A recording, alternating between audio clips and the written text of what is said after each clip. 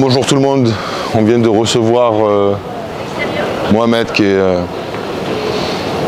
un photographe qui était présent sur Gaza depuis des années, qui nous a fait part de ce qu'il a vu, ce qu'il a vécu. C'est quelque chose d'extraordinaire ce qu'on a pu avoir comme instruction de sa part. Il est vrai que depuis quelque temps, vous avez un retournement de veste de la part d'une certaine caste du monde médiatique et du monde politique, où vous avez donc des personnes comme le Parti Socialiste par exemple, qui n'a jamais parlé de génocide, qui aujourd'hui se permet de le faire. Donc vous avez vu, j'ai eu une prise de parole récemment dans l'Assemblée nationale pour expliquer que ce n'était pas pour en venir en soutien au peuple palestinien, mais pour leur petite personne. Moi, ce qui m'intéresse aujourd'hui, c'est de faire front commun pour essayer de reconnaître l'État de Palestine, d'éviter justement que des composants d'armement ou des armes soient vendues de la part du gouvernement français et de l'État français et qui tueraient aujourd'hui des Palestiniens et des Palestiniennes. Et